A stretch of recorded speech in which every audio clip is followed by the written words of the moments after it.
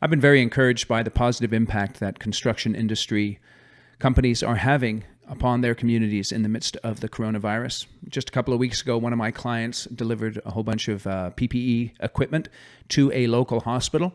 And today I was on the phone with one of my general contractor clients, and he put a smile on my face because he told me that on the job sites they're working on at the moment, and thankfully they've got a lot of job sites up and running, they are purchasing lunch every day from a local restaurant.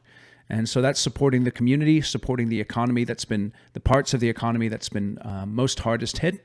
So think about that today. Obviously, we have to be able to run our own businesses and take care of our own situations, but what can you do to get your head up a little bit, look around, and be a blessing to other businesses in the area or other parts of the community that may need support that you would be able to provide. So I hope you found this helpful. Have a terrific week. Thanks for watching.